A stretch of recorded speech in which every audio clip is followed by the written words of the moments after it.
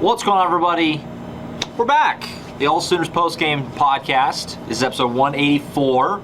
We're at the stadium. We're the only ones here. Because it's 10:30 at night almost. The security staff has sweeped the press box twice, hoping that we would just freaking leave, basically. Yeah.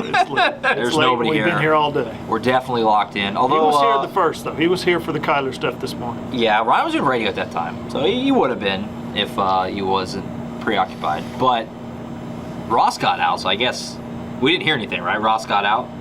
He never called. All right, he got out. So I guess That's good. That's a good sign for us. Unlocked. That's a good sign for us, although we're leaving an hour plus later than him. What a day here at the spring game. It was cold. It was windy.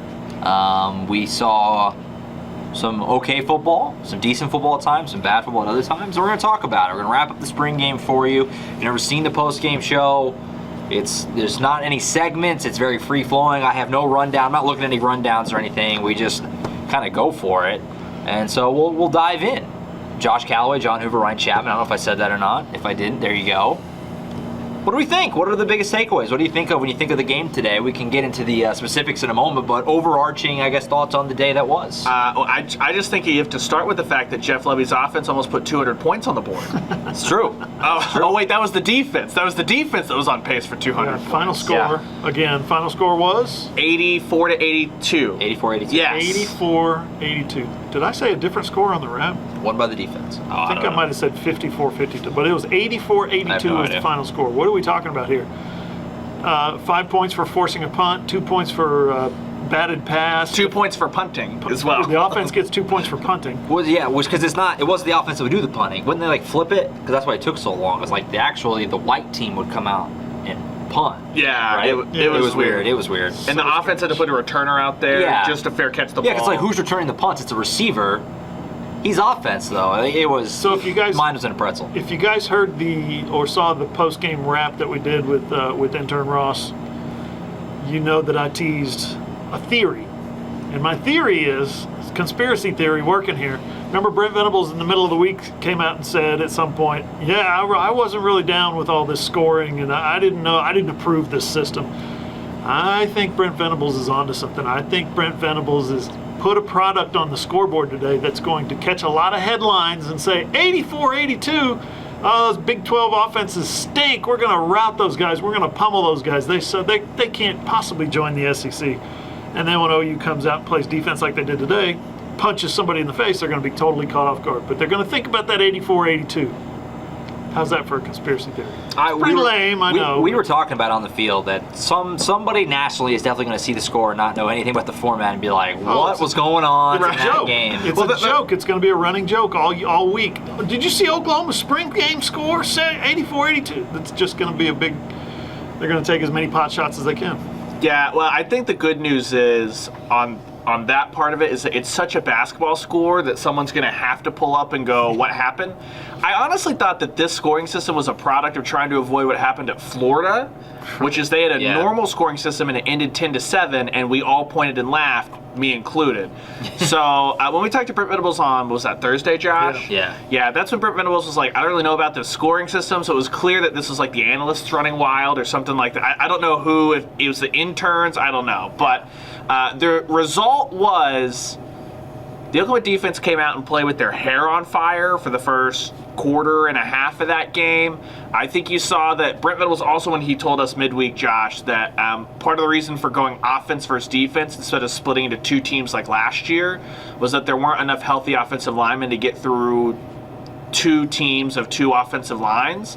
And I think you saw that today. Jackson Arnold didn't have much time to really do anything in his snaps in the first half because the offensive line didn't give him any time. And you flip that around, the what we would project as the starting offensive line minus Walter Rouse at left tackle, that's who protected for Dylan Gabriel. And that unit moved the ball a little bit, not too much early on. And I think you saw really good performance from the defense and the offense. That group, that offensive line settled in, figured it out, and then Dylan Gabriel was responsible for kind of the touchdowns that happened in the second quarter. So I thought you got to see a good back and forth there, but I think it's going to be encouraging for Oklahoma fans if you can really spin anything out of a spring game, that the defense came out, stood up, and really showed out. And when it was 1s v 2s, Brent Venables kind of talked about it being 1s v 2s. I think the really interesting thing is Josiah Wagner started at corner opposite of Woody Washington with the ones on defense. Yep.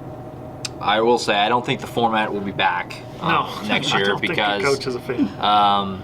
defense had 51 in the first quarter, and then Venables himself, as he said post game, had to do some tinkering because they were like they're going to score 200 points. Middle of the game, he realized we cannot we put messed 200 this up. points on and the we scoreboard. said this. We said that we talked about it, on the pod on the midweek show and with other beat members. Like the defense scores points for everything. I mean, they do anything, they got points, and so they had 51 on the board in the first quarter. So maybe you could bring it back, but it needs to be modified if you're going to do that. Offense almost had it at the end, though. They almost came back and won. We'll get there. A little unfortunate drop. Yeah, that would have been the game winner. You know who else showed out today? Statistically speaking, OU fans showed out today. Not bad. 54,409 is the official attendance. My estimation, when I looked around and I saw the crowd, about 3/5 of the way full. Oh, not 3/5, 3/8 of the way full is the way I said. 80,000, right, is a full stadium. It was about 3/8 of the way full. I saw about 30,000 people here, but 54, if that's the number you're going to put down, 54 is pretty representative. And it was blustery out there. It was not sunshiny. The sky turned blue in the second half for a little while, but the weather wasn't ideal. It was a good number. Yeah. It was crappy weather. I mean, Yeah, it was. It was wasn't not great. pleasant today, which stinks, as it was really nice all week. Yeah. Yeah. But yeah, that didn't help. But decent number. I believe it was our buddy Eli Letterman who said it was the 4th most well-attended spring game. I don't know if he verified that. That's what he said. 54,000 was behind. I think Ohio State obviously was number 1, and I think maybe Tennessee and Penn State were the other two that had more. I think it was also maybe the second or third highest in OU history. Well, It wouldn't surprise me. Yeah, last year shattered it. Right. Shattered it at what, 70 75 plus, or 70 something. plus. 40 yeah. was the record before last year. Yeah, I remember, thinking back to the Lincoln Riley spring games, even though Caleb Williams won, all the excitement about that, I mean, it was completely empty behind the end zones, right? I mean, it was just kind of behind each sideline. It filled up a little bit. I mean, this was decently. The lower bowl was pretty full, and then the upper decks had like some random people up there, which I don't understand the seating at the spring game. Do you buy an actual seat? Yes. Because why was anybody sitting way up there? They said it was actually sectioned and ticketed, but yeah, I think let them move down. Yeah, the biggest killer today was that you woke up and the weather sucked. Yeah. Yeah, no, the weather, was not good. And everybody's hate for Lincoln Riley is starting to pass a little bit. It is. At least enough Admit it to yourselves. At least enough to not drive to Norman and Right. go You're Yeah. right. by showing up again, to a practice. Like you said at the top, still a good showing. Yeah, I mean, you get 50,000 people here. I mean, we have a totally different perspective on everything because we cover it and it's our jobs. It's hard for me to imagine a world, even as much as I love college football, being like, yeah, let's go watch that. Because it is like, it's a so-so product. I mean, it just is, Well, right? I mean, you're not really going for the entertainment. You're going to support your team or your school by helping the attendance number. Well, in every spring game, the second half, usually the clock runs, it gets kind of wonky, and you're just like... And it's kind of cool to see all the former players and stuff. I'm sure people like that. Yeah, they've made a great alumni weekend out of it. Events Thursday, Friday, Saturday. Obviously, they made a great recruiting weekend out of it. Think about that. All the dozens and dozens of recruits that were here today. Got a commitment this morning. Got a basketball commit this evening. I mean, softball swept. Baseball swept. What big weekend. The weather wasn't perfect, but apparently everything else was. Big weekend, that's for sure. Next year will be very interesting because obviously no Heisman statue to spin around on next year. So Bring Jalen Hurts back. Talk about his contract. Get a runner-up statue, Heisman runner-up, a little small one or something. It's actually silver, and they put it. They put it on the Health and Science campus in Oklahoma City, is where they popped that bad boy. So what do we think about? We talked about it a little, but the offense as a whole. Gabriel, obviously the debut of Jackson Arnold. These new running backs, offensive line, like we said, was kind of thin going in. Some of these new receivers. Starner caught that pass early, and they did like nothing. Is that his only catch? You have the stats right here. Yeah, one catch for 11 yards. Yeah, that was like the first play, right? And then he didn't make another one. It was a nice catch. What do you think about the offense today? Gabriel, Arnold, all of it. What stuck out? Well, let's start at the top with the quarterback everybody wants to talk about. 5 out of 6 for 83 yards, 1 touchdown. Davis Bevel is back. I did not realize the stat line was that good. It was good. Tight end Bevel. But the throw to DJ Graham was horrendous. It was all Graham. He had some receivers that made him look pretty good. It was but no, I'm kidding. Jackson Arnold's the one everybody wants to talk about because Dylan Gabriel was atrocious again as usual, right? Nobody hit. I'm totally kidding. I'm totally joking. No. Dylan was 11 of 17, 140 yards, 3 touchdown passes in the second quarter. I thought Dylan was, once he got through that kind of a bumpy start in the first quarter, I thought Dylan was really in control. I think he started like 1 for 5 or something like that. So his numbers, 11 of 17, are pretty good. And then Jackson Arnold, 6 of 14, most of that, again, 64 yards, most of that against the number 1 defense, most of Dylan Gabriel's numbers against the number 2 defense. And again, it's really kind of hard to gauge because a lot of the 2s were playing up with the 1s, a lot of the 1s were hanging out for the 2s. So it was a lot of mixing and matching. Don't read too much into the stats. There is no quarterback controversy. Dylan Gabriel, I thought he played great today. I thought he did exactly. He threw the ball to a one-handed tight end for a touchdown. Yeah. How does anybody complain about that? He told me he has 100% confidence that Blake Smith was going to catch that ball with that big old club on his fist. Hilarious. It's impressive. That was really the only thing that remained constant on either side of the ball was the offensive line, like the personnel along the offensive line through the first couple of drives or through the first half. And so, yeah, like you mentioned, it was kind of hard to discern. We saw what the 1 defense and the 2 defense was, but then they started rotating through and all that. I thought Dylan Gabriel used his feet a lot more than I remember him doing last year in the spring game. And last year's spring game, I may be wrong on that. It was pretty wash with the atmosphere and everything going on, and spring games are not memorable what's happening in it for the most part. Mm-hmm. But that was something that I was interested to see if Dylan Gabriel, we saw that in the Cheez-It Bowl where he used his legs a lot more. I was wondering if another year being comfortable and actually having quarterback depth behind him might be one of those things of screw it, like utilize every aspect of your game. And through a practice, a scrimmage, I think you saw that. And I just thought he looked really comfortable. Like, think back to the TCU game last year. Bad start. What happened? The footwork starts to get wonky. It gets away from him. Then the injury, which is not anyone's fault. The injury happened.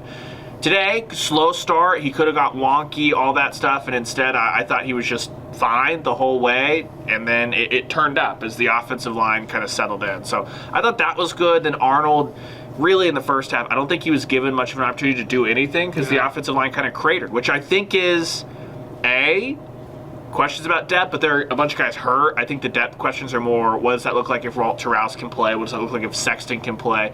But the other side, I thought that Jacob Lacey had a good day. I thought Devon Sears flashed a couple of those moments where he got off the ball really quickly, and Arnold already had a guy in his lap, and that's what Todd Bates had kind of talked about, that when he watched Devon Sears on tape at Texas State, it was the pass rush. We got to see a little bit of that, even if it wasn't sacks on sacks on sacks.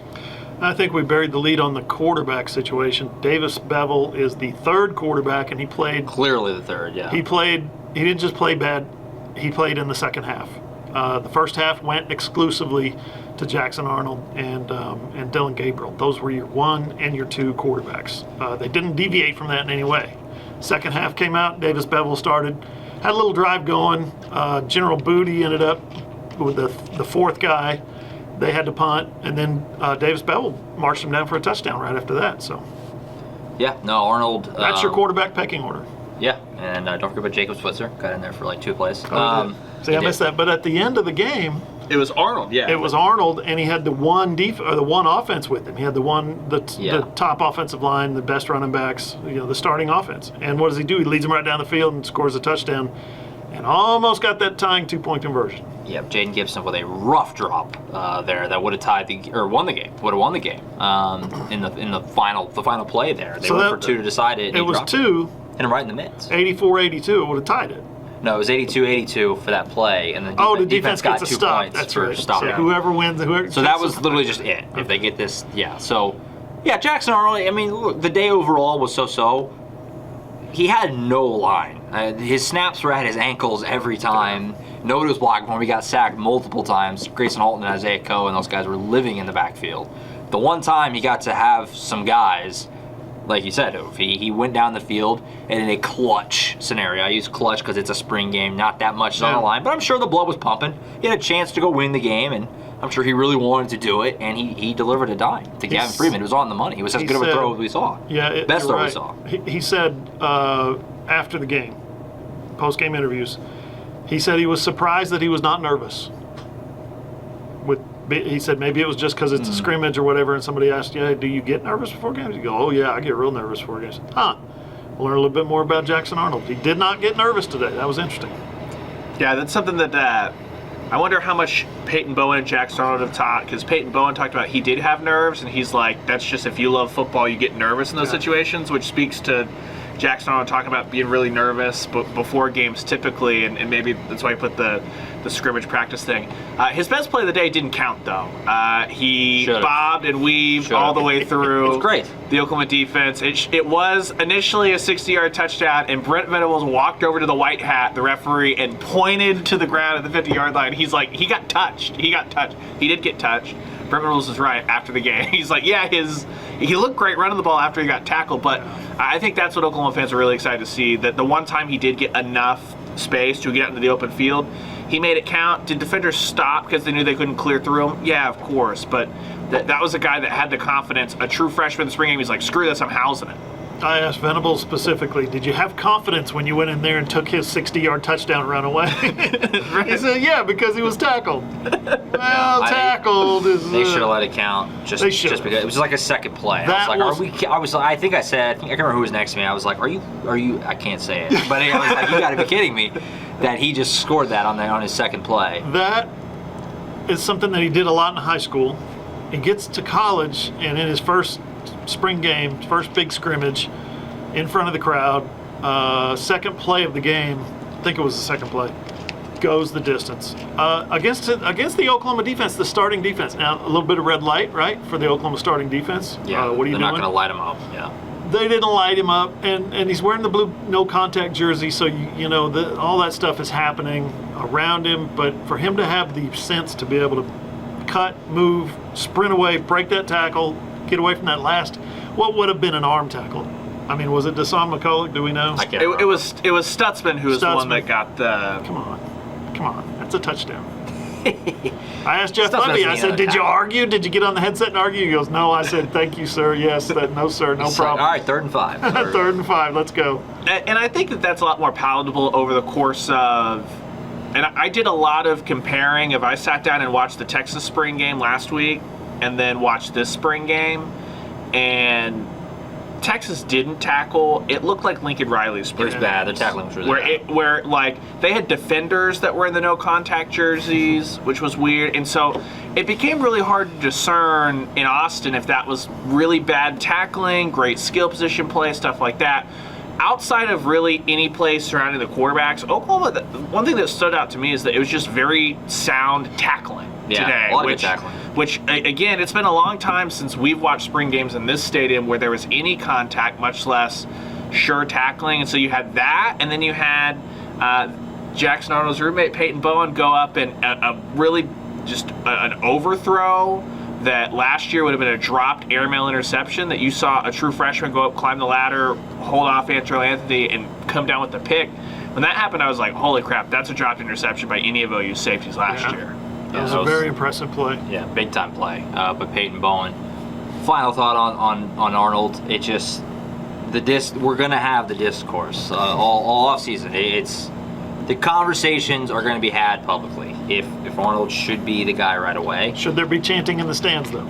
I know it's the student section. Here's what I was going to say, but still, is that we're the breadcrumbs of it are already there, because whenever they announced the quarterback, said Dylan Gabriel got like an okay cheer and Arnold got a huge one. Like, it's already starting. Like, we've seen this already. This is just literally Rattler Kid Williams again. It's the exact same. The only difference is, I think, that Dylan Gabriel's a little more liked. I mean, Rattler was never really loved. Not that Gabriel really is. Gabriel's also a better college quarterback than Spencer Rattler because he's done it before. I'd say they're about the same. I don't know how I would say Gabriel's necessarily better. They're about the same.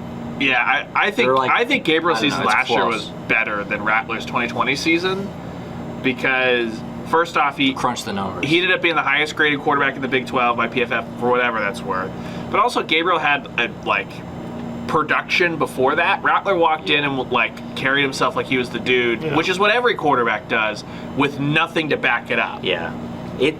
If we're going that way though, that was one of my takeaways of the day. Is we're just going that way. It's the way the crowd, because I don't know if you guys really could notice in the press box. Gabriel was it was kind of like, yeah, cool, and then Arno was, woo! I mean, it was a very different reaction to him. How'd they do? And so, just in case you were wondering. Yeah, I mean, if Gabriel comes out and he lights it up, then it'll be fine, obviously. But if he doesn't and they lose to, whoever they play, who they play, I don't know. They don't play anybody in the non-conference because that Georgia game went away. But they go lose Cincinnati. I don't know, go say, or even if they're struggling against Tulsa or something, it's gonna happen. Yeah, it'll take. Because again, it was like a 17-point performance and like a 14-point performance against Nebraska and West Virginia in back-to-back weeks that really had that thing come to a head. The offense was only that bad once last year, and it was when Dylan Gabriel wasn't playing. We're not. If you gave me odds and betting odds for do we get a We Want Arnold chant? Oh gosh, I would probably bet that we do. I think we're going to get one next year. I think the first time that Gabriel has a bat or gets picked off. Yep. I think it's going to happen. Or misses Drake Stoops down on an open seam route, something like that. Here they come. I think it's very much on the table. We have a lot of summer to talk about. To be honest, and to be fair, he brought it on himself. He missed a lot of receivers last year.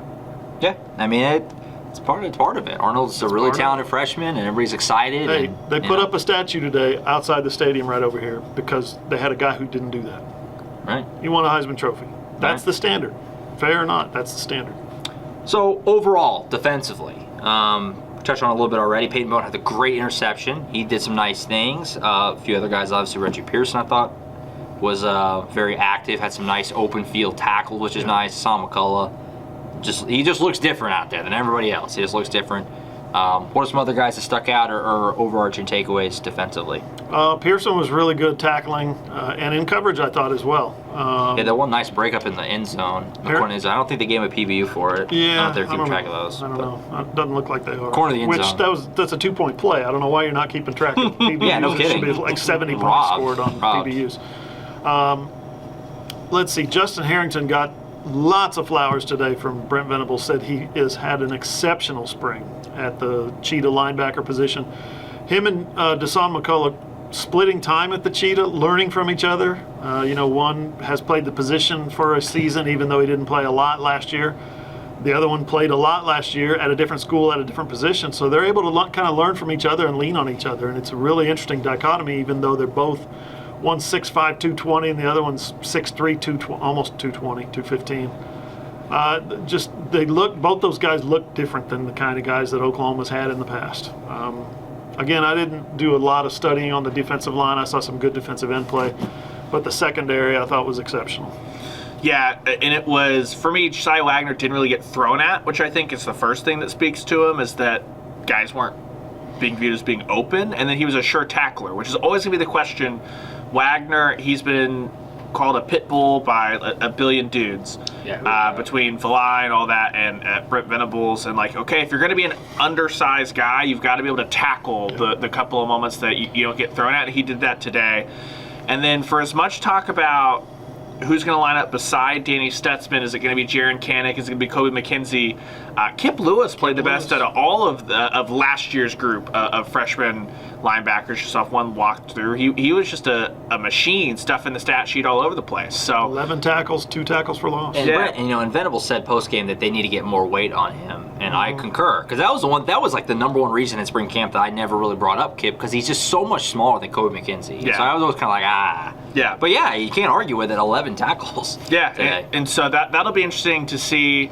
Not only for what that battle looks like beside Danny Stutzman, but can they get to a point where they have some faith where Danny Stutzman doesn't have to play 95% of the snap? Yeah. I'm not saying that Danny Stutzman needs to, he's going to play a large majority, absolutely. But part of the reason why at times I think Stutzman wore down last year is because he had to play 100%. Can you find some kind of guy to give Danny Stutzman a drive off here or there? Not Alex Grinch defense, Tulane, it's a key drive, and all the backups are on the field. But just give Danny Sussman a breather so he's not having to play 100% of the snaps. I seem to remember somebody freshman last year, had 11 tackles in a big game. And the question was asked, is he going to play some more? And meaningful snaps. Meaningful snaps, and he ended up not playing some more. He ended up playing less. I think he played like 20 snaps over the next 5 games. No, Jared Canick we're talking about. He played in the second half. He played in the second half. He played 15 snaps in the second half. Yeah. I remember. You looked it up, that's right. No, I didn't. I didn't look it up. So Kip Lewis. Ted Roof immediately. Ted Roof did, okay. So Kip Lewis, don't get your hopes up on Kip Lewis is what I'm saying. Yeah, I just felt overall somewhat tongue-in-cheek, of course. We talked about it, on the wrap. Just being a smartass tonight. It's that kind of I day. apologize. We're all just annoyed, always. Last day of spring practice, it's a celebration day. We talked about it on the wrap with Ross a little bit. Just kind of overall, the depth feels a lot better. I agree. We'll see. Didn't we say the same thing last spring, though? Yeah, exactly. I'm trying to guard against that because last spring we were doing all these things, but it does feel different than last spring. It almost feels retroactively like we didn't know last year because it does feel different. Kendall Dolby, I thought, looked pretty good on some plays. Physical. Just the speed and tackling overall was good, which is nice. Can't really think of that many just missed tackles. Well, I think the difference, if you're trying to spin forward, between it looking like there was depth at the spring game last year and it looking like there was depth today defensively, is that all the guys we're pointing out, for the most part, are either transfers that were aggressively pursued or freshmen that this coaching staff signed. Yeah. So if it's a freshman that they're throwing out there to the Wolves and they get beat next fall, then it's a conversation of, okay, they're living with mistakes from young guys. If the transfers don't produce, that's a very quick and immediately flips on, these are the guys you brought in. Brent Venables in February talked about they were brought in because we believe they can make a difference this year. They have to make a difference. They're like JUCO guys we were recruiting at K-State.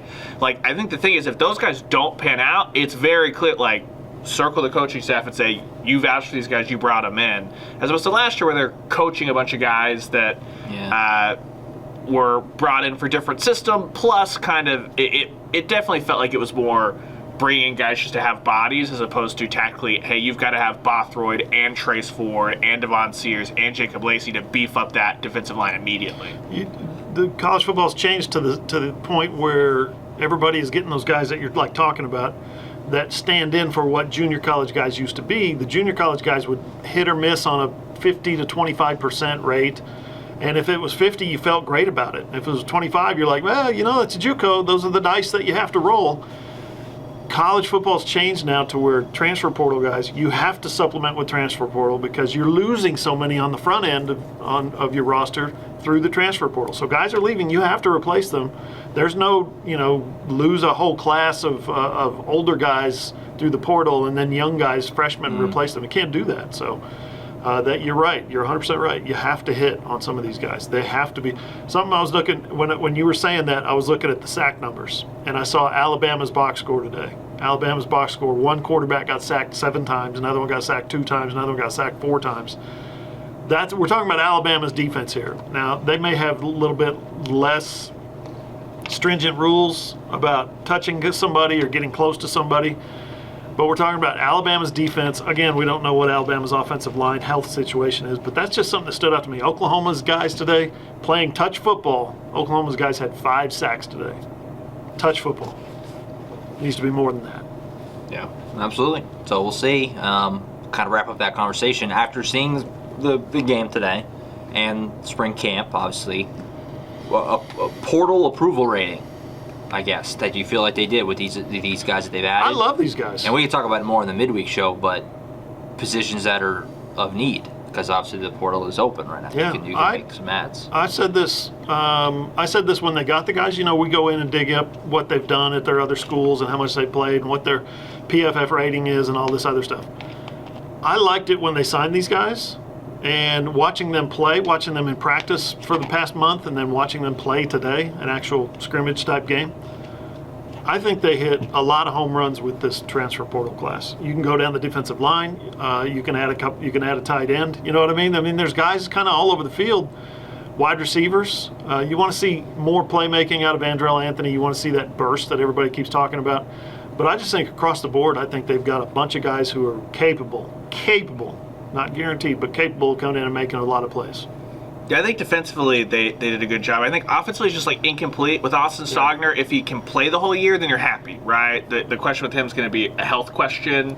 With Walter Rouse, we think he's going to be up and running by fall camp, and he's confident. We talked to him on Thursday quickly before we talked to Brent Venables, and he's like, everything's on track. So that should be good. But if there's like a late anything that happens, then you're back to having a very inexperienced left tackle. Andrell Anthony showed some speed today a little bit, but it wasn't. I don't think any wide receiver stepped up and said, I'm going to be the guy. You know, like they spread it around so much that a ton of people got like 1 or 2 chances. So offensively, like it could end up that way, but there's some other factors with like Stogner.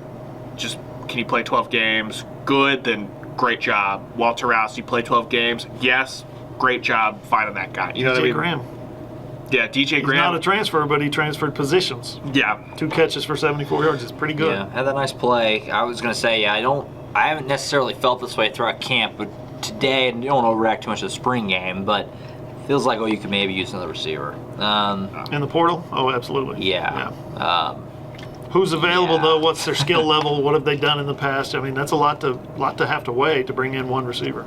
Well, I was told that Brennan Thompson, the Texas receiver who entered the portal, was seen on a golf cart. Yeah, supposedly OU was in very good shape. Around the Kyler Murray I'll be shocked if he doesn't statue. sign with the Sooners. So that'd be big. I don't know the fold. Immediate impact. I don't know. I mean, we'll see. I guess obviously not here for spring. I was underwhelmed by the wide receiver. It is one practice. Exactly. One of 15. I was underwhelmed too, and I didn't really think the receivers were an issue necessarily. But I agree. That's a good way to put it. I was under. Nobody wowed. No, Farouk, Anthony. Nobody made a play at all today. That was like. And again, DJ Graham. DJ Graham did, but but the it was other just in garbage time. The other thing with DJ Graham is that we didn't really see him until the third quarter and that's something that Jeff Levy, he was asked, is DJ Graham someone you can use? He said, yeah, but these next couple of months leading to fall camp are going to be huge for him to kind of get into that 2 deep. And so I think that's kind of where he's at. And he talked about Emmett Jones being a guy that instills confidence and builds confidence, but I try not to take huge headline. It was one practice, but I left here going, well, yeah, they got Jalil Farouk and Drake Stoops and just a rotating door at the other spot. Yeah, and looking. And that, to me, is not depth. Throwing 15 guys out there hoping something sticks is not depth. Finding 4 or 5 guys you trust is depth. You might have 6 guys that have 300 yards receiving this year. Is that good? Or would you rather have somebody like Marvin Mims, who's a 1,000-yard receiver, is going to go get it every time? Also, Drake Stoops. Terrible throw, man.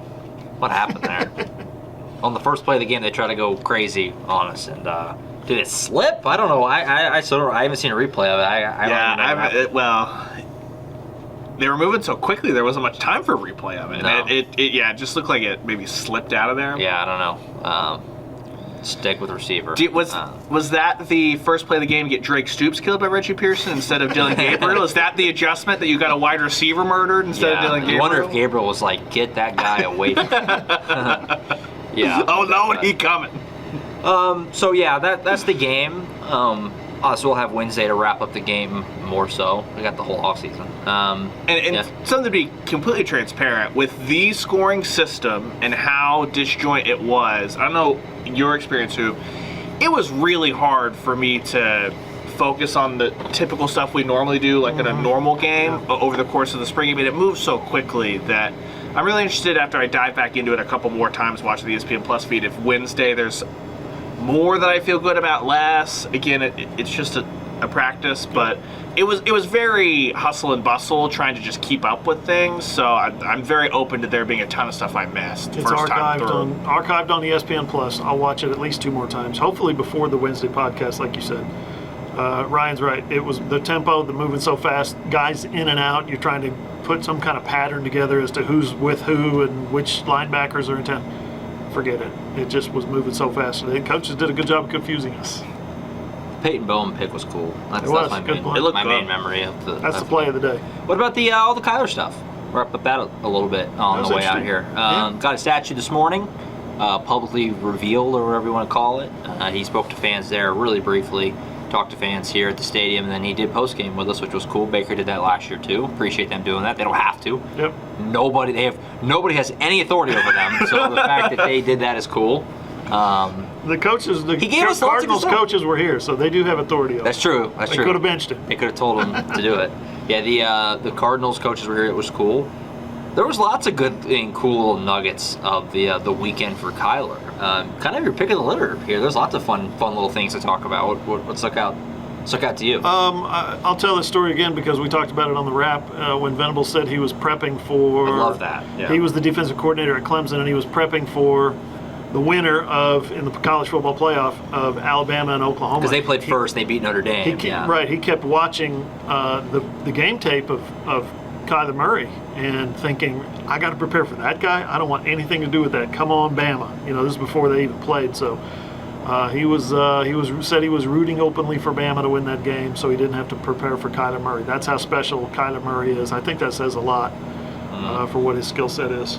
Yeah, I think the thing that for me is I didn't expect Kyler to say a ton. Not that he's just a quiet guy, reserved, and he kind of delivered on that. But I was a little taken aback, it's not the right word, but surprised at how both at the statue ceremony and at halftime on the field, that's the closest to emotional I've ever seen Kyler. Now, I didn't cover him that season, but Kyler not an emotional guy, and you could tell that this meant a lot to him. And he even talked about after, when he was talking to us, that you dream about winning a Heisman. You don't ever think about coming back and having a statue put up on campus and seeing all your own teammates take a weekend out of their lives to come back to help celebrate you. And I just thought it was really interesting because we had wondered the flip side of, we know OU fans adore Baker Mayfield and they love Kyler, but how much of that would pan out into people showing out today? I think you saw that Kyler very much loves Oklahoma, very much loved his time here, which we knew, but just seeing that almost in him being kind of emotional was kind of cool, because it's just a side of him you haven't seen. You're very perceptive, because that's the reason I asked the question. He was getting a little emotional. It was kind of coming close to the edge of the cup, his emotions pouring over. So I asked him that question, what was it like for you out there today? And then I asked him the follow-up question about what you think about that video that the OU social media team did with your dad doing the voiceover. Kyler's been special all his life. Kyler's always been special. He got a little close to the edge on that one too, but he's a stone, man. He's not gonna get emotional. He's not gonna crack. I tried twice to get Kyler to crack, and what are you gonna do? Yeah, Kyler, it was cool catching up with him. Yeah, very cool. Kyler was one of a kind. One of one, as he always says. He really is. There's not anybody that I can think of that's like him, especially not a quarterback. And I got to cover. That was my first year covering the team. Was 2018, and it was a blast to be around him that whole year. He was always really cool to us, the student media at the time. I remember getting him for a one-on-one a little bit. It was right around toward the end of the season when they were doing the Bo Jackson stuff for him, his Heisman campaign. And he was always great, and he always cracked me up because he's so dry. He just says stuff. He's not even really making a joke. He'll just say stuff, and I always loved that. Well, today he walked in, and the first thing he said, where's Eddie Radosevich? Because he had all-time roast. Yeah. I'm sure you know the story. Yeah. Yes. And then, but for anyone that did not count up on it. Yeah. Well, he in 2018, Kyler wore this big Lion shirt to postgame one time. I don't remember the game. Like a $3,500 shirt. Doesn't matter. It was somebody looked it up in postgame, and it was like a several $1,000 shirt. Because remember, he had all the A's money in hand at this time. He had $1 million signing bonus, whatever. And Eddie Radosevich, who everybody knows, asked if they made one in his size, and Kyler said, "What, like XXX?" and Eddie said, "Double, no double." And it was a great moment. It was hilarious. Everybody remembers that was there. Yeah. They got a huge laugh in the room. And today, Kyler walks in first thing. Where's Eddie? Eddie comes up, says, "Hey," and he goes, "You slimmed up." Yeah. That's the first thing he said to him. Yeah. He remembered it. He remembered. He's very personable. It doesn't seem like it, but he is. Also, I love too that he gave. How open he said multiple times how he really kind of wishes he could have one more year. We talked about that on Wednesday a little bit. If he had been the quarterback in 2017, or if he had stayed even for 19 or whatever. But the fact that he said today that he actually went as far as he wanted to come back, and he asked Lincoln Riley. He brought it up. to Lincoln Riley, like, I'm thinking about coming back. And Lincoln told him, don't do that. That's stupid. Like, yeah, which you it can't. was. But yeah, it's the correct advice. We rip Lincoln Riley and OU fans, but you cannot, in good conscience, tell your guy who's going to go number 1 to come back. You just can't. He did right by his player there. But the fact that he actually, like, thought about it enough to, like, bring it up, like, what would you think about this if I came back? And we got robbed out of a year by his buddy Baker Mayfield. he did. He was supposed to be the guy in 2017. He was supposed to be the guy. Supposed to be the guy in 2017. There's a whole bunch of fun Pandora's boxes there. Yeah, the Baker Mayfield there's also rule did not exist before Baker made that appeal. Well, he said on the field he made the wrong choice out of high school. What if he chooses to go to OU out of high school? Yeah. OU never even gets Baker, probably. Probably. Yeah. There's a whole bunch of you could do it Have forever. to go back and look at the timeline. You could do a special series on that whole what if. You know, if he stays But in Lincoln, 19, Lincoln what wasn't happens here there? when he came out of high school. Was Also he? true. No, 14. So I don't know. We're going too far back. We'll look it up. What recruiting class was he? Let's get it. You got your computer in front of you. Google it. okay, you keep talking. I'll Google it. If he stays in 2019, He where was does Jalen Hurts go play? 14. So his freshman year at Texas A&M was 15. All right, well, that was Lincoln Riley's first year at OU as OC. See, he wasn't going to commit to. He wasn't going to commit to OU.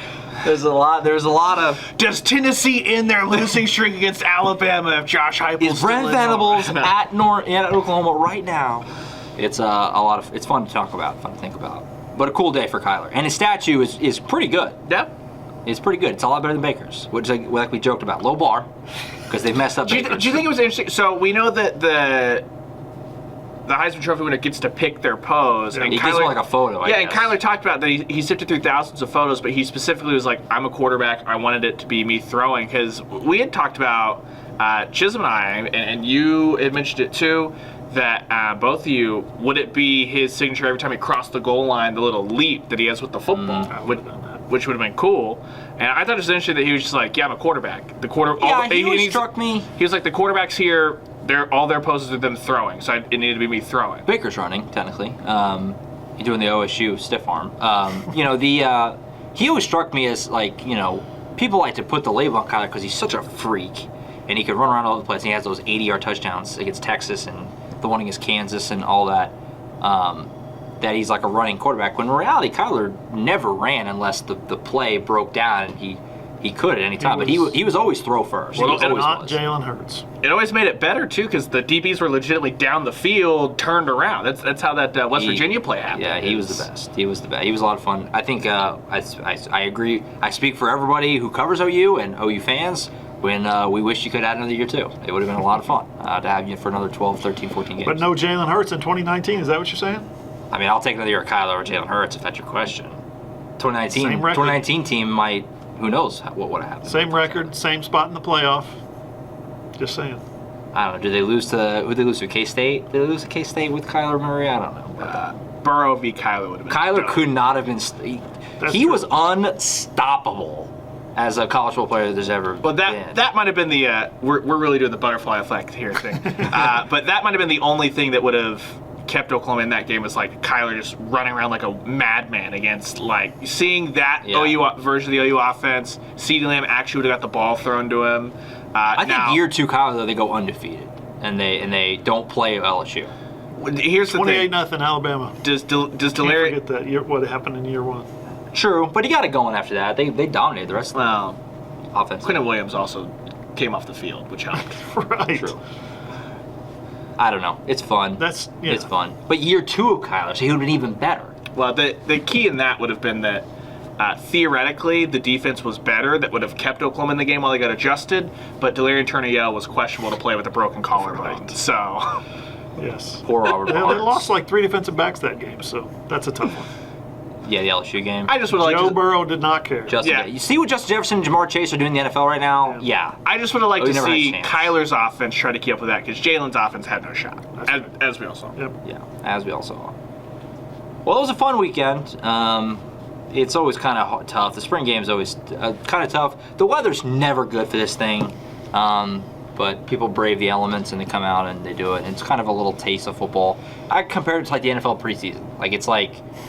It sounds like a good idea, and you get going, you're excited because it's football, and then after like a little bit, you're like, Yeah. That's enough of this. After the second game, get you're to the real like, things. you're like, just tell me when kickoff's happening, like the real one. Yeah. Countdown to September. We get to is week on. 0 college football, and you're just like, Stanford's playing in Australia.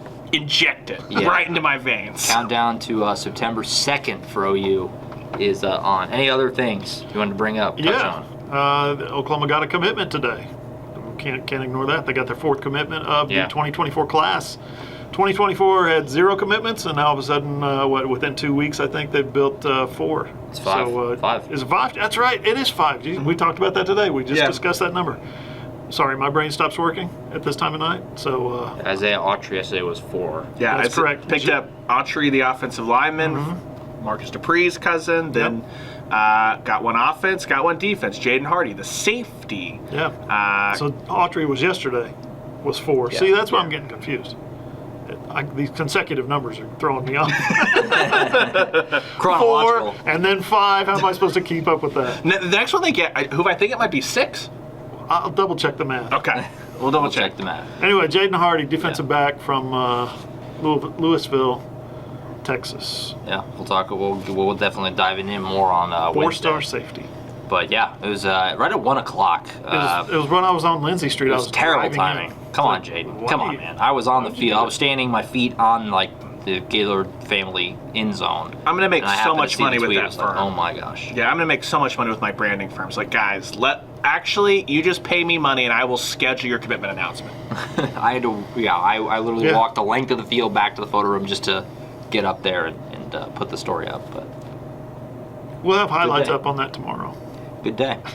Good day. Anyway, he picked OU over Alabama, Oregon, LSU, Florida, Miami, all the big ones. So His dad's Texas, Texas A&M, Wisconsin, Tennessee. Dad's a legacy at Tennessee too, Yeah. so it's not just like, hey, he was a legacy at Tennessee, and Tennessee stinks now. Tennessee's got as much momentum as they've had decade. Yep. Brandon Hall can recruit. Brandon Hall can Yeah. recruit. This whole staff can. that. Brandon Hall, though, yeah, the whole staff can. You're right. But Brandon Hall. Remember, is Brandon showing Hall's the one that got he's the big raise. time. Yeah, He got the raise when no one else got a raise because he's doing that recruiting thing. yeah. Brandon Hall's doing a nice job. Any other things? I'm tired. It's been a long day. Long day. Nope. Basketball added one, right? Transfer. Yeah. I don't know too much about it yet. Just been that 40. kind of day. A lot of news happening all day long. Yeah. All day. Yeah, we'll wrap it all up for you on Wednesday. Got to wrap up the weekends for softball and baseball. Great weekends for both of those teams. We'll talk about that on Wednesday as well. And, How long have we known yeah. about Jaden Hardy? Like 2 weeks that he was going to commit? I got tipped off early this week. Okay. Yeah, I knew earlier. At least last week, middle of last week maybe, that he was going to commit. Yeah, It's a big commitment. He's a heck of a player. Yeah, More will be coming off this weekend, I'm sure. yeah. Early this week, I was told Yeah. that it's like done and dusted at the spring game.